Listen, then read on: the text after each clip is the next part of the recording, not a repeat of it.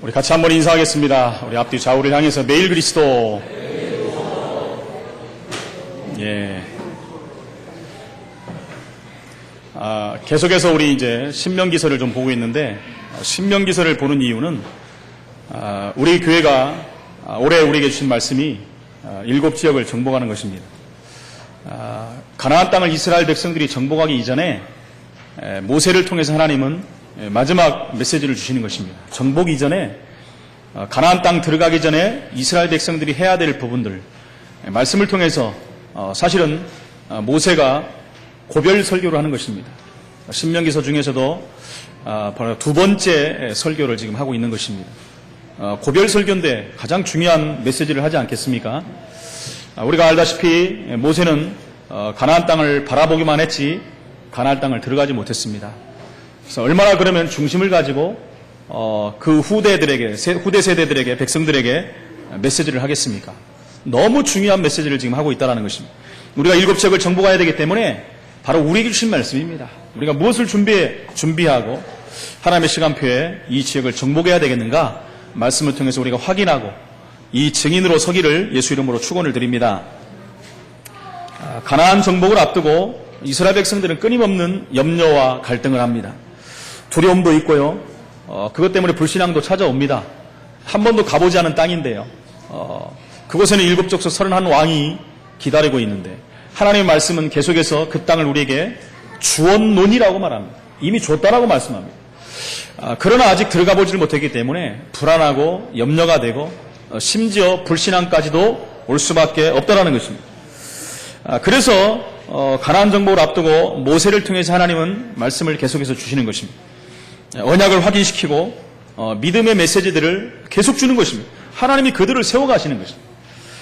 모든 것이 하나님의 손에 있다라는 것을 지금 말하는 것입니다. 하나님이 지금까지 해왔고 앞으로도 하실 것이다 라는 말씀을 하는 것입니다. 오늘 일부 말씀에 빌립보 4장 13절의 말씀을 봤습니다. 내게 능력 주신 자 안에 있으면 내가 모든 것을 할 수 있다. 얼마만큼 이 말씀을 인정하느냐에 따라서 신앙생활은 달라지게 돼 있는 것입니다. 우리가 신앙생활하면서 하나님의 섭리라는 부분들을 확인해 봐야 됩니다. 하나님의 섭리라는 것은 뭡니까? 우주 만물을 다스리는 하나님의 뜻입니다. 이스라엘 백성들이 애굽에 400년 동안 종살이한 것도 하나님의 섭리입니다. 그들이 40년 광야길을 가는 것도 하나님의 섭리입니다. 우리나라에 6.25를 겪었던 것들, 일제시대를 지나왔던 것들도 전부 하나님의 섭리가 있는 것입니다. 여러분의 과거에 있었던 모든 일들, 어려웠던 일들, 고통스러웠던 일들도 전부 하나님의 섭리가 그 가운데 있었다는 것입니다. 그것을 인정해야 된다는 것입니다.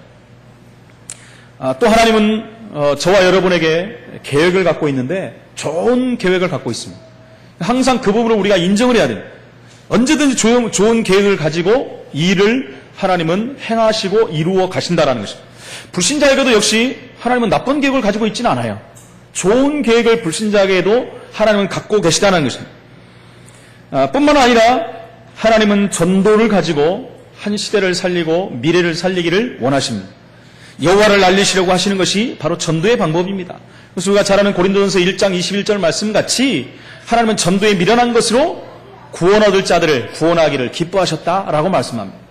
그래서 다윗과 요셉, 초대교회 이런 모든 것을 통해서도 하나님은 바로 이 전도운동을 하나님은 하신 것입니다. 그래서 저와 여러분이 전도할 사람이 맞다면 하나님은 분명히 승리하는 증거를 허락하실 것입니다. 이스라엘이 가나안을 가는데 이미 노예에서 벗어난 사람들입니다. 노예가 아닙니다. 노예가 아닌데 하나님께서 40년 동안 그들을 광야길을 가게 만드신 것입니다. 물론 며칠 만에 들어갈 수도 있습니다. 그러나 하나님은 40년 동안 그들을 광야길에서 훈련시키고 가나안 땅에 들어가게 만든 것입니다. 당연한 것입니다, 사실은. 왜 그렇습니까? 그들은 노예로 있던 사람들입니다. 그래서 노예에 있던 그 틀을 벗어야 돼요. 노예를 썼던 그 각인된 것을 벗어야 됩니다. 노예를 썼던 그 사상들 있지 않습니까? 노예 근성, 뿌리 내린 것들을 바꿔야 됩니다. 그것 가지고는 가나안 땅 들어갈 수가 없습니다. 그래서 하나님 40년 동안 그들을 광야에서 훈련을 시켰다라는 것입니다. 거기서 모든 기본들을 갖추게 만드는 거예요. 이스라엘 백성들에게 하나님은 레위기서, 민수기서, 신명기서를 이스라엘 백성들에게 중점적으로 말씀을 주신 거예요. 왜 그렇습니까? 이 기본적인 부분들이 안 되기 때문에 하나님은 메시지를 통해서 그들을 훈련시키는 것입니다. 실제로 광야에서 이 응답을 받게 만든 것입니다. 노예가 아닌데 신분이 바뀌었는데도 자꾸 사람들은요 다른 생각을 합니다. 엉뚱한 생각을 자꾸 한다는 거예요. 그렇죠. 어떤 생각이요? 옛날 생각, 이전에 있었던 생각, 노예로 있을 때 고기 먹던 생각, 불신자로 있을 때 그때 생각, 이런 생각을 하고요. 그것을 또 심지어 그리워하기도 합니다. 하나님 자녀가 됐는데도 불구하고 이것을 모르니까요 40년의 시간을 보낼 수밖에 없었다는 것입니다. 그래서 이스라엘 백성들에게 있어서는 40년은 축복입니다. 많은 사람들이 그것이 저주다라고 말하는 사람도 있지만 사실은 응답이요 축복인 것입니다. 가나안을 정복하는 훈련 과정이라는 것입니다. 그래서 오늘 말씀을 통해서 큰 일을 행하시는 여호와께서 오늘도 우리를 통해서 이 일을 행하시고 행하실 것을 믿으시기를 축원을 드립니다. 그래서 첫 번째 하나님께서 일을 행하신 증거를 지금 모세가 얘기하는 거예요. 40년 동안 있었던 얘기를 다시 한번 들려주는 것입니다. 뭐라고 말합니까? 오늘 11장 1절 2절에 보니까 자녀들이 보지도 듣지도 못한 여호와의 위엄과 강한 손으로 함께 하셨음을 말하는 것입니다. 그렇죠.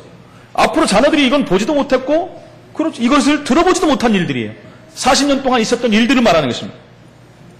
그러면서 뭐라면 그 법도와 규례를 기억하고 그를 사랑하라. 심지어 뭐라고 합니까? 그가 주신 책무와 법도와 규례와 명령을 항상 지키라. 한마디로 말하면 말씀을 말하는 거예요. 말씀을 지키라는 것입니다. 하나님 주신 말씀을 사랑하라는 것입니다. 말씀 가지고 그를 사랑하고 기억하라는 것입니다. 말씀이 없는 백성은 절대로 하나님을 사랑할 수 없고 하나님의 뜻대로 이루어갈 수가 없는 것입니다.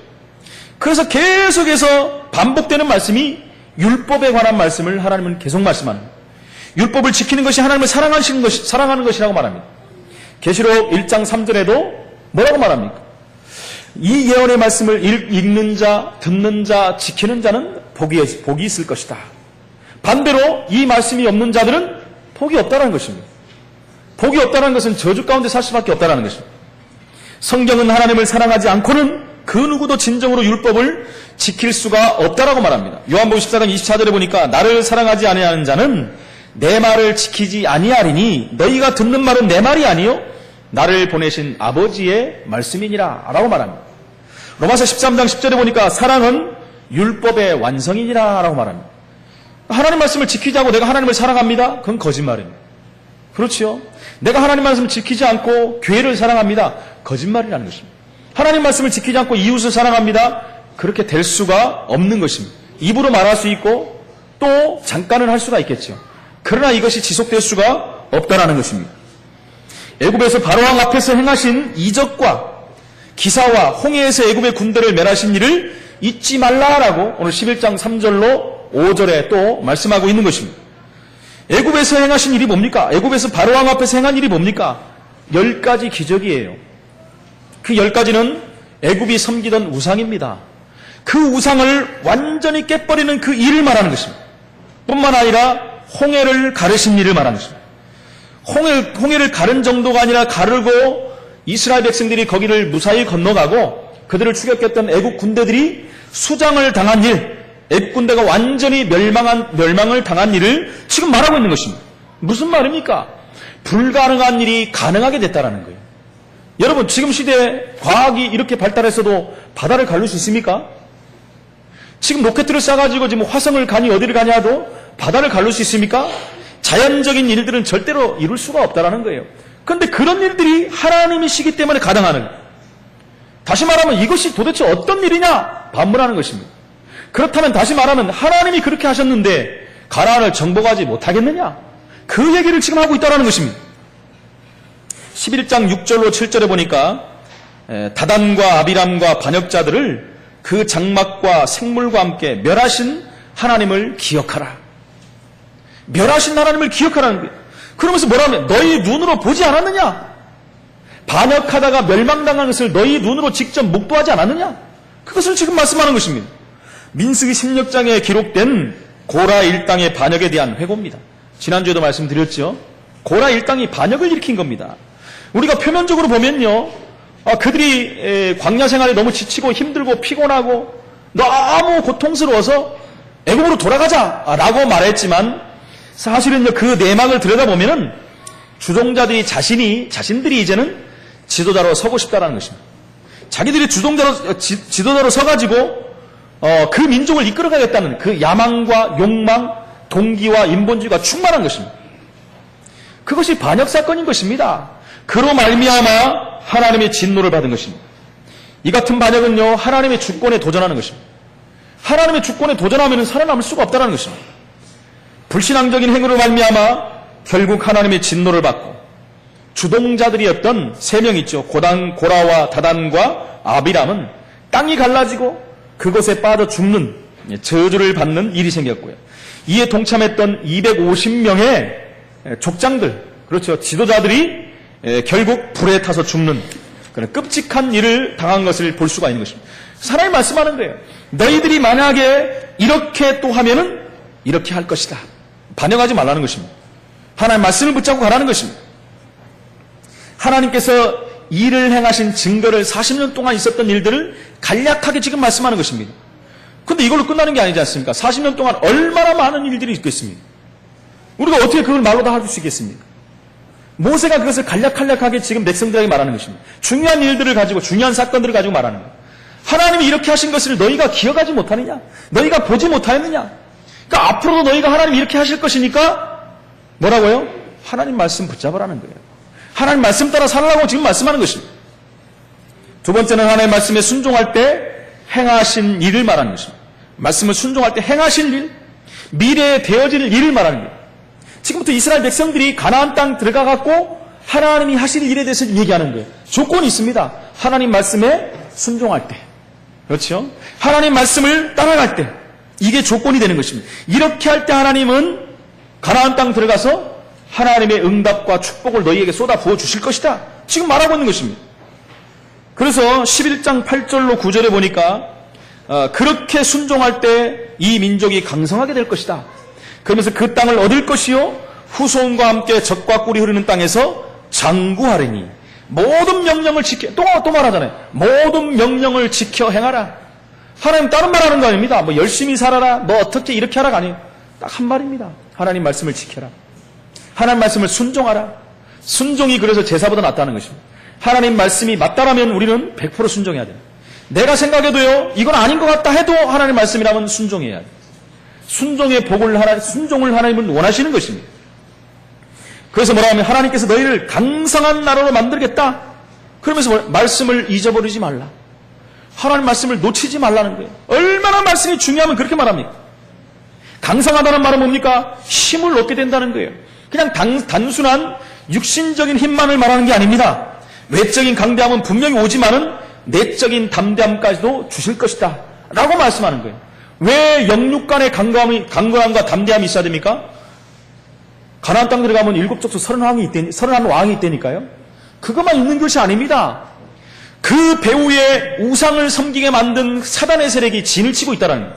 그게 더 중요하다는 것입니다.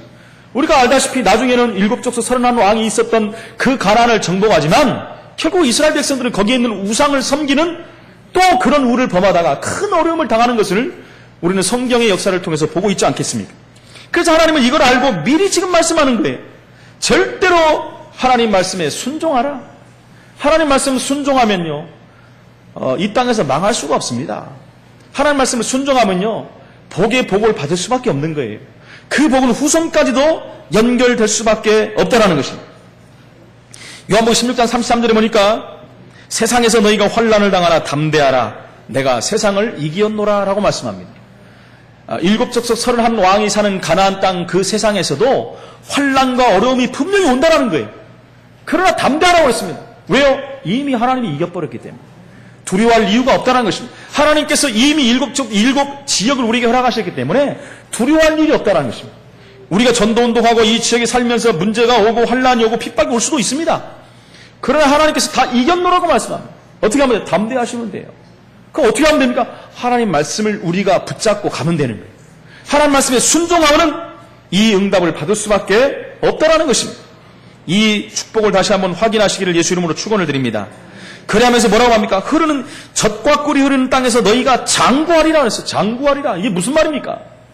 육신적인 장수와 영적인 영생의 복을 얻을 것이다. 여러분, 우리가 육신적인 축복만 받아갖고 뭐라고 하겠습니까? 영적인 축복을 받는 것이 더 중요한 거예요. 그러나 영육간의 모든 것을 주시겠다고 지금 말씀하는 것입니다. 이 복을 누리시기를 다시 한번 축원을 드립니다.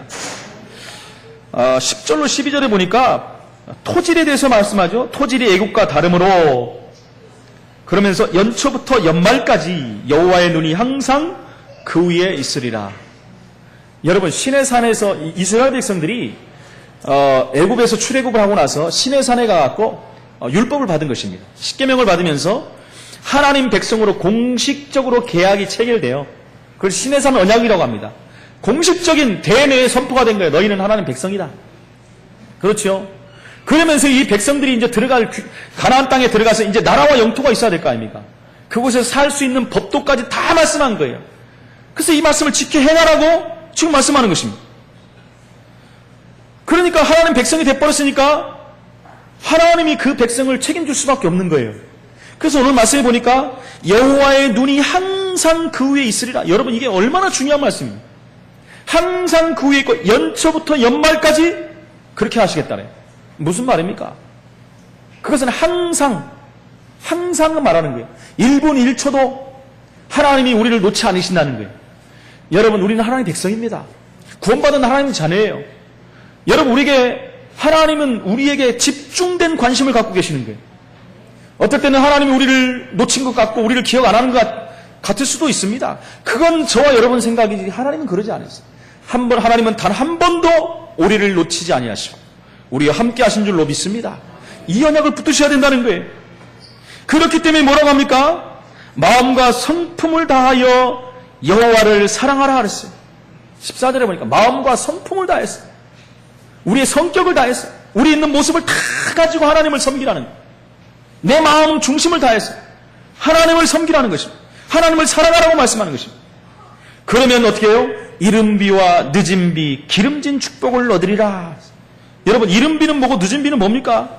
이른비는요, 그 가나안 땅이 팔레스타인 지방 아니겠습니까? 팔레스타인 지방은 통상적으로 양력 10월이나 11월 중에 파종하는 시기입니다. 그때 이제 비를 내리겠다는 거예요. 여러분, 의미를 알겠죠, 그러면? 파종하는 시기에 그 비를 내려가지고 흙을 부드럽게 만든다는 거예요. 그러면 여러분, 그 씨를 뿌리고 하는데 얼마나 편하겠습니까? 그 양분을 먹고 씨가 자라는데요. 그것을 말하는 거고요. 늦은 비라는 건 뭡니까? 3, 4월경에 내리는 비를 말해요. 3, 4월경에 그때 비가 내리면 그때는 언제냐면 추수하기 직전입니다. 그러면요, 곡식의 결실을 풍요롭게 만들 수가 있는 거예요. 그러니까 하나님께서 이른 비와 늦은 비로 너희를 복을 줄 것이다 라고 말씀하는 것입니다. 그것은 농작물 수확에 큰 영향을 미치는 비에 대한 세밀한 부분까지도 하나님이 지금 역사하는 거예요. 여러분, 하나님의 숨결이 안 느껴집니까? 여러분에게도 이른 비와 늦은 비로 우리의 모든 삶을 축복하시는 줄 믿습니다. 결국 하나님의 은혜를 말하는 것입니다. 이것은 때를 따라 돕는 하나님의 은혜가 우리에게 있는 것입니다. 히브리서 4장 16절에 보니까 때를 따라 돕는 하나님의 은혜가 있다라 그랬어요. 때를 따라, 우리의 필요에 따라, 우리의 간구에 따라 하나님은 우리의 모든 필요한 것을 채우시는 하나님이라고 말씀하십니다. 11장 16절로 17절에 보니까 하나님이 또 경계하는 게 있습니다. 다른 신에 속으면 멸망하리라. 여러분, 무서운 말이잖아요. 너희가 하나님 말씀대로 살면 복을 줄 것이지만 아주 세밀한 부분까지 얘기하잖아요. 여러분, 이 부분이 이제 신명기 뒤로 가면 한 절 한 절씩 다 요목요목 짚어갖고 또 말씀하십니다. 그때 가서 정확히 제가 말씀드리기로 하고요. 오늘 보니까 분명히 그렇게 말해놓고 다른 신에 속으면 바로 멸망할 것이다. 이게 무서운 말입니다, 여러분. 우상숭배는 하나님이 가장 싫어하는 거예요. 그 3, 4대가 멸절한다고 말하고 있습니다. 굉장히 무서운 얘기입니다, 여러분. 여러분, 많은 사람들이 그런 얘기를 해요. 불신자들이 하나님이 뭐 그러냐? 우상숭배한다고 3, 4대를 멸절하느냐? 몰라서 하는 말입니다. 그것은 거꾸로 말하면 하나님이 여러분을 사랑하시는 거예요. 우상숭배하면 하나님도 참지 못하시지만 우상숭배하는 그 자체를 통해서 사단에게 장악된다는 겁니다. 하지 말라는 거예요. 가장 금기시하는 것이 사실은 우상숭배에 관한 얘기예요. 그것이 10계명의 1계명부터 3계명이 사실은 그겁니다. 하나님에 대한 거예요. 여호와 이름을 망령되게 하지 말라. 우상숭배하면 하나님 이름을 망령되게 하는 것입니다.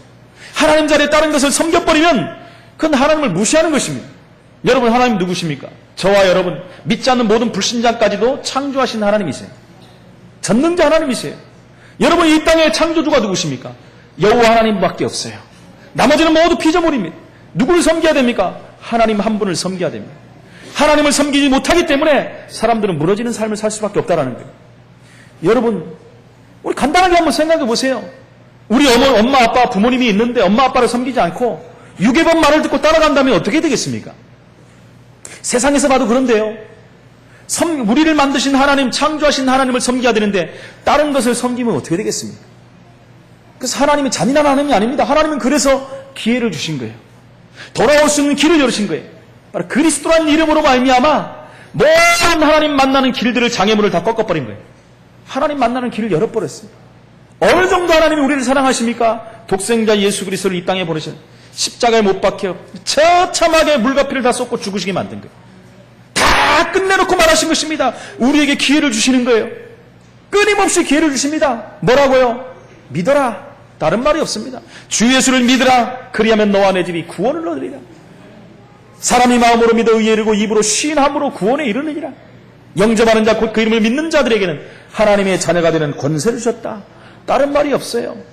하나님이 다 일을 끝내놓으시고 하신 말은 영접하고 믿어라.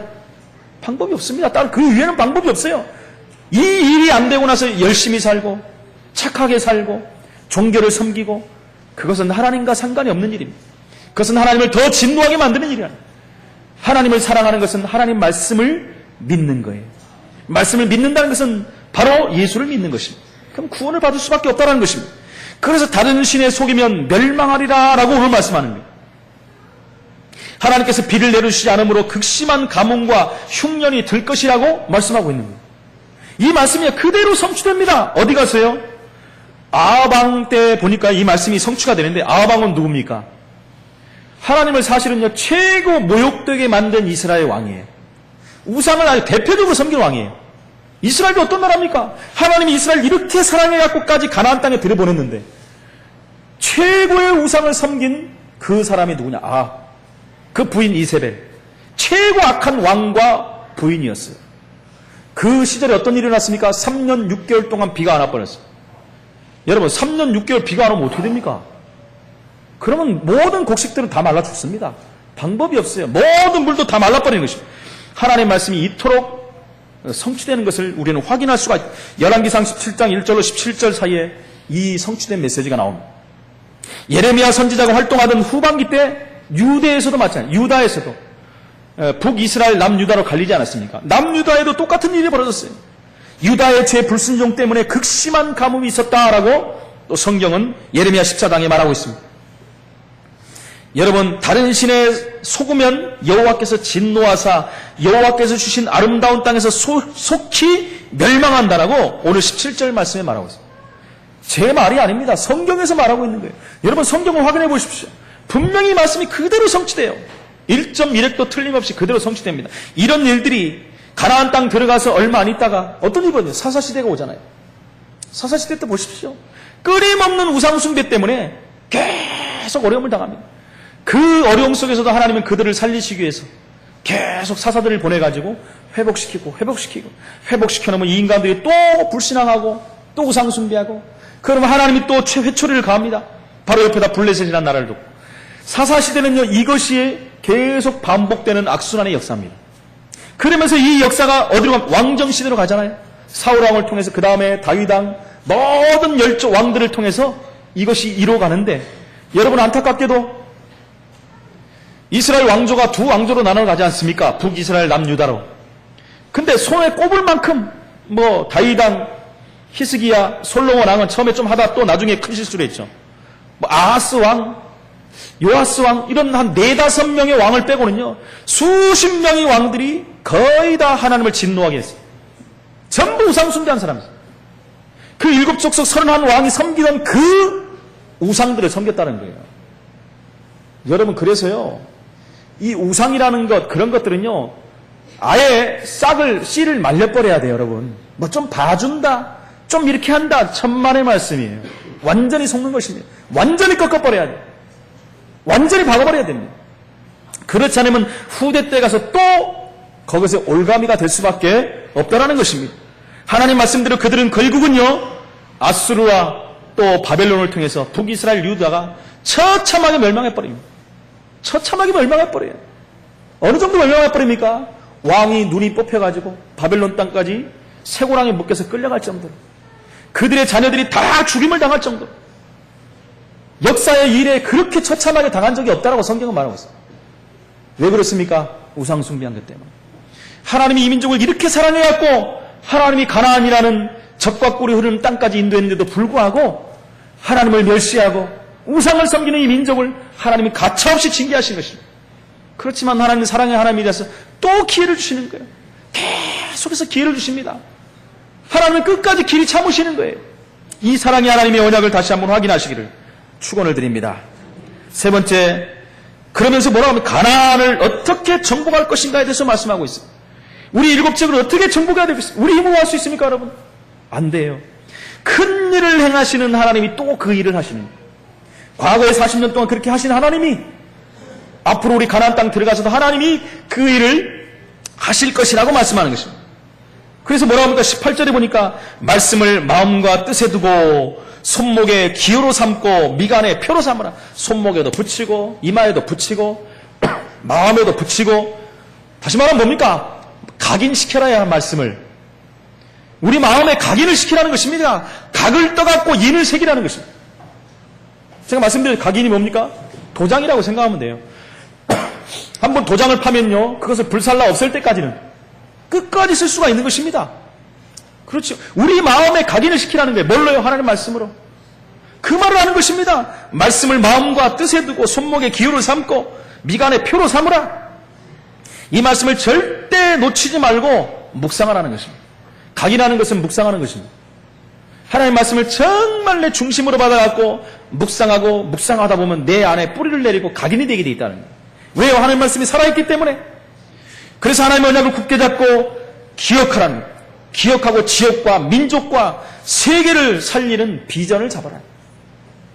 하나님 말씀을 붙잡고 가면 반드시 지역과 민족, 세계는 살아날 수밖에 없다는 것입니다. 여러분, 요셉은요, 언약을 품고 노예로 갔어도 괜찮은 거예요. 언약이 있었기 때문에 감옥에 갔어도 괜찮은 거예요. 나중에 결국은 총리가 돼버렸어요. 왜요? 언약이 그에게는 각인이 됐어요. 각인되는 언약을 외부적인 요건으로 파기할 수가 없는 것입니다.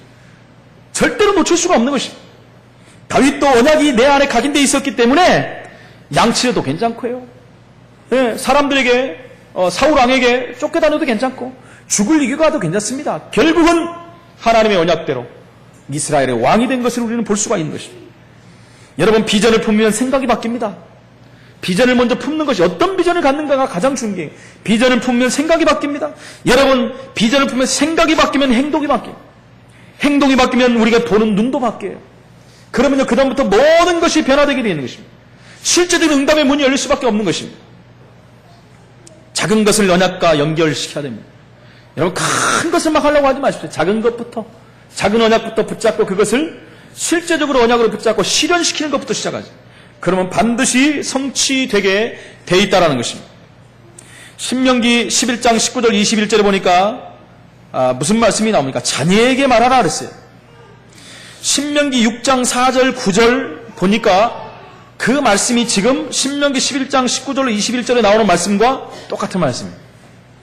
그렇다면 두 번을 강조한다는 것은 얼마나 중요한 말씀입니까? 지금 설교하는 가운데 두 번을 지금 얘기하는 거예요. 너무너무 중요한 말씀을 한 거 아니겠습니까? 간단히 말하면 자녀에게 가르치라는 거예요. 이 말씀을 너가 먼저 각인하고 후대들에게 각인시키라는 거예요. 그래서 우리 교회가 어떤 교회가 됩니까? 우리 자녀들에게 원색 복음을 전달하는 교회가 돼야 돼요. 여러분, 불신앙이 전달되면 안 됩니다. 율법주의적인 요소들이 전달되면 안 돼요. 신비주의적인 요소들이 전달되면 안 됩니다. 박애주의적인 것들이 전달되면 안 돼요. 뭐가 전달돼야 됩니까? 원색 복음, 섞이지 않은 복음, 완전한 영원한 하나님의 복음의 말씀이 우리 후대들에게 전달되고 각인이 돼야 된다는 거예요. 그래야 우리 후대들이 흔들리지 않는다는 거예요.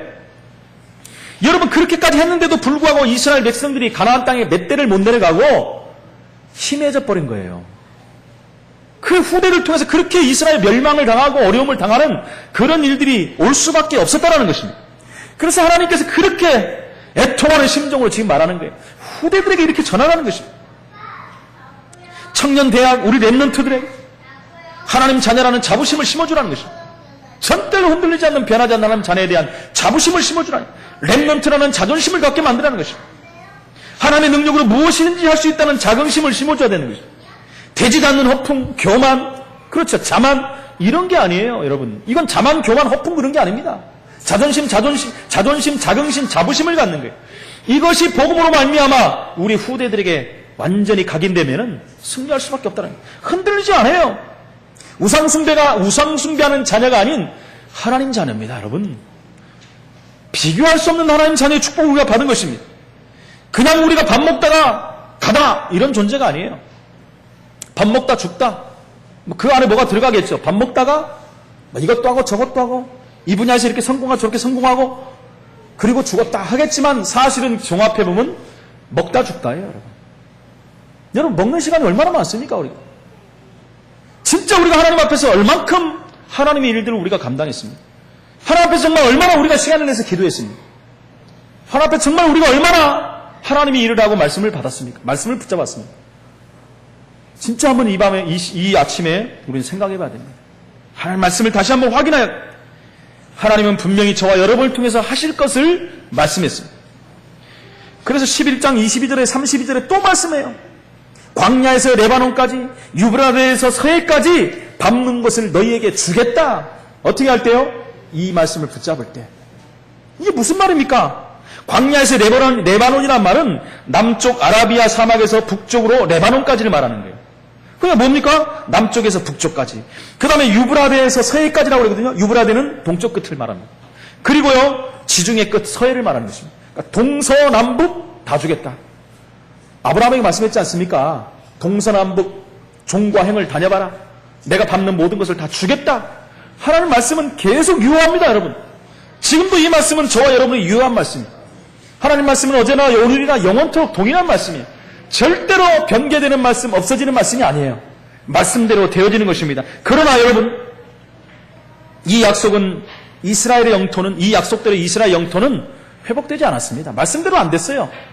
여기 나오는 말씀대로 안 됐다는 것입니다. 다윗 왕과 솔로몬 통치 시대에 일시적으로 좀 이루어졌다가 또 없어졌어요. 그럼 하나님 말씀이 거짓입니까? 아니에요. 하나님 말씀은 유효한데 이스라엘 백성들이 이 약속을 안 지킨 거예요. 8절에 분명히 나왔지요. 너희는 내가 오늘 너희에게 명하는 모든 명령을 지키라. 그리하면 너희가 강성할 것이요. 너희가 건너가 차지할 땅에 들어가서 그것을 차지할 것이다. 근데 그렇게 안 했잖아요. 불신앙하고 또 하나님 말씀을 듣지 못하고 이렇게 가니까 이스라엘 백성들이 쭉 내려가는 순간에 차지하는 정도가 아니라 그 땅을 잃어버렸어요. 우리가 잘 알다시피 1000몇백 년 동안 나라를 잃고 떠도는 그런 백성이 돼버리지 않았습니까? 그리고 그 말씀이 또 유효하기 때문에 하나님은 그들을 회복시켜서 팔레스타인 지방에 다시 돌아올 수 있도록 만든 거예요. 이스라엘 나라는 또 만들지 않았습니까? 이 역사가 반복되는 게 이스라엘의 역사라는 것입니다. 여러분이 오늘 말씀을 받으면서 정말 다시 한번 다른 거 없어요. 말씀을 확인하시고 말씀을 붙드시기 바랍니다. 그래서 신명기 11장 31절을 한번 같이 한번 우리 합독했으면 좋겠습니다. 신명기 11장 31절 말씀. 11장 31절 말씀. 자, 같이 한번 합독합니다. 너희가 요단을 건너 너희의 하나님 여호와께서 너희에게 주시는 땅에 들어가서 그 땅을 차지하려 하나니 반드시 그것을 차지하여 거기 거주할지라. 할렐루야.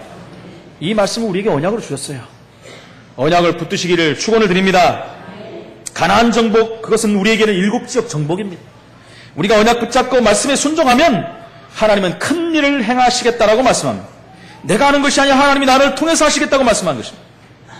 여러분, 오늘 결론적으로 말씀드립니다. 이 주신 말씀을 붙잡고 정말 한 주간 기도의 축복 속으로 들어가시기 바랍니다. 이 말이 믿어지면은 아멘하고 끝나지 마시고 정말 기도 속으로 들어가시기 바랍니다. 하나님 오늘 주신 받은 은혜를 묵상하시기 바랍니다. 그 사실을 또 다른 사람들에게 전달하시기 바랍니다. 은혜 받은 말씀을 내 자신에게 직접 적용하시기 바랍니다.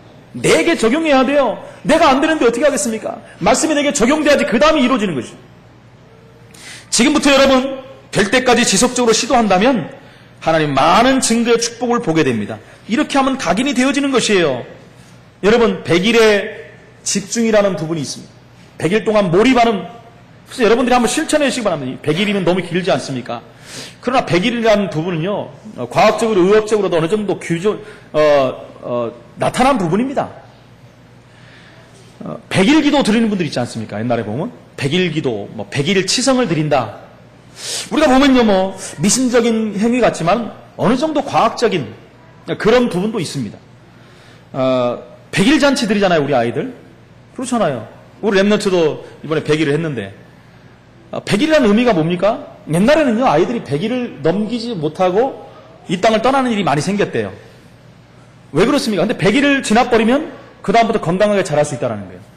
100일 동안에 우리 몸에 있는, 아이들 몸에 있는 면역 체계들이 거의 다 이렇게 완성이 된대요. 그렇기 때문에 그 이전에 막 질병이 돌아와 버리면 100일을 못 넘긴다는 거예요. 그래서 100일이 되면은 우리가 100일 예배를 또 드리고 100일 잔치를 드려주는 것입니다. 그런 의미가 있는 거예요. 여러분 100일 휴가라는 거 나오지 않습니까? 군인들. 왜 100일 휴가를 주는지 압니까? 100일 동안 이제 군인이 된 거예요. 그전에는요, 세상 것들이 남아있기 때문에 그래서 안 보내줍니다, 잘. 요즘은 좀 그전에 보내지기도 합니다만은 원래는 100일 있다 보내줘요. 한마디로 말하면 군대 체질을 다 만들어갖고 보내주는 거예요. 그럼 여러분 첫 휴가 나오면 어떻게 되죠? 바짝 얼어갖고 막 탁 나와가지고 엄마 앞에서 충성! 그러고 그러죠. 나와서도 막 절도 있게 행동합니다. 부모들이 진짜 군인 됐네? 왜 그렇습니까? 체질이 바뀌었다는 얘기예요. 100일에 대한 게 이렇게 중요합니다.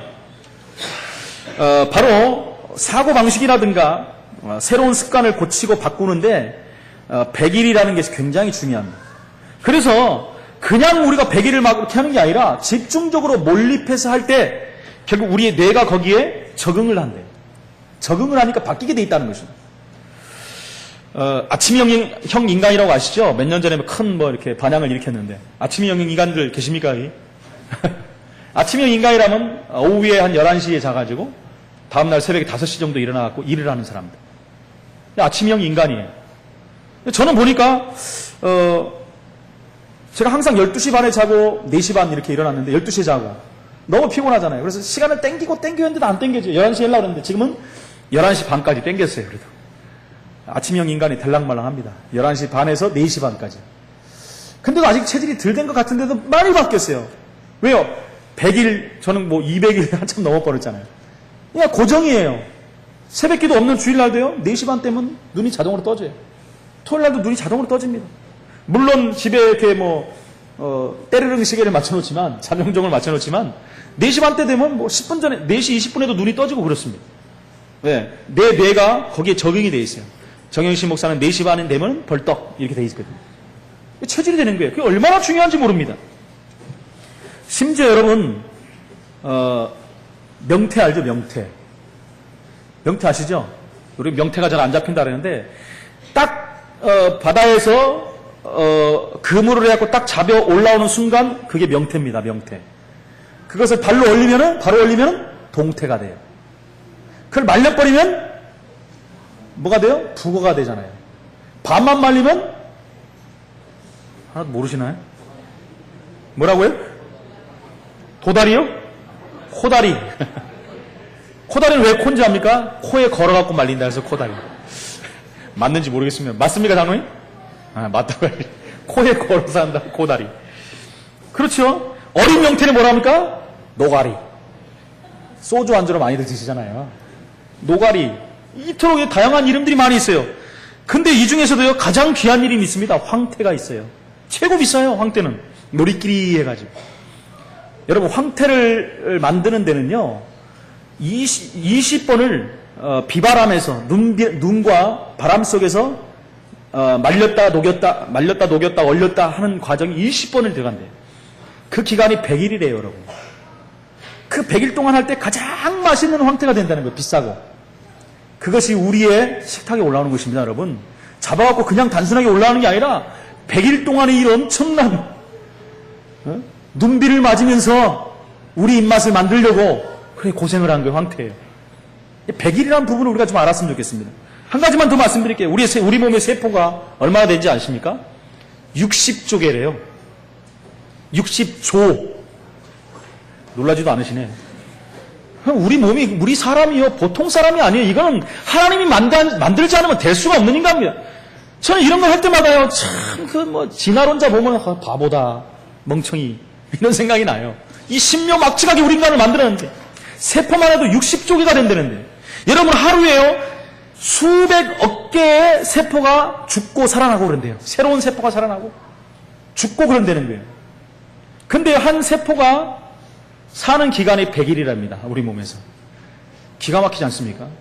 이 100일이라는 게 엄청난 거예요. 그래서 여러분 좀 힘드시지만 진짜 우리가 이 말씀을 붙잡고 기도하면서 이 100일의 몰입의 축복을 한번 누렸으면 좋겠다는 거예요. 짧은 시간으로도 괜찮습니다. 단 5분만이라도요.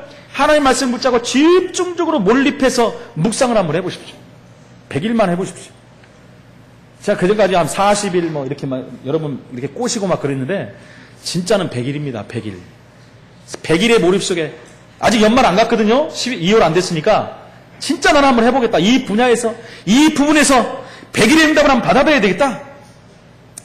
하나님은 왜 제가 자꾸 이런 말하면 이거 놓쳐버리면 다 끝나는 거거든요. 한마디로 말짱황 안 된다는 거예요. 말씀 놓쳐버리면 아무리 신앙생활 열심히 하고 잘하는 것 같아도 다시 돌아갈 수밖에 없어요. 왜? 우리 육신은요 세상 것으로 돌아가는데 얼마나 빠른지 모릅니다. 영적으로 세워지는 시간표는 굉장히 오래 걸리는데요. 세상적으로 들어가는 건요 단 몇 분이면 돌아가 버려요. 왜요? 창세기 3장 이후에 우리는 그렇게 돼버렸어요. 그래서요 우리가 이런 기간들을 내 몸을 훈련시키는 기간을 가져야 된다는 것입니다. 그래서 하나님은 큰 일을 우리를 통해서 이루어질 것이고 이 지역을 정복하는 놀라운 응답의 증거를 하나님 허락하실 것입니다. 이 언약을 붙잡고 정말 집중의 축복을 누리며 응답의 증인으로서는 우리 모든 성황공동체 식구들이 되시기를 예수 이름으로 축원을 드립니다. 살아계신 하나님 은혜를 감사합니다. 큰 일을 행하시는 여호와 하나님께서 이스라엘 백성들을 통하여 하신 일들을 우리를 통하여 이루어 가신 하나님께 감사를 드립니다. 하나님 우리가 복음 받고 지금까지 하나님의 은혜가 아니었다면 어떻게 우리가 이 자리에 있고 어떻게 하나님 앞에 우리가 쓰임받은 증인으로 설 수 있겠습니까? 하나님 말씀을 언어로 붙잡고 하나님이 행하신 일들을 감사하며 앞으로 우리 일곱 지역을 향하여 우리 교회와 우리를 통해서 하실 일들을 기대하며 말씀 절대 놓치지 아니하게 하시고 말씀이 우리 안에 각인되고 뿌리내리고 회복되어 하나님의 소원을 이루는 일곱 지역의 정복의 증인으로 설 수 있도록 성령으로 역사하여 주옵소서. 주 예수 그리스도 이름으로 기도하옵나이다. 아멘.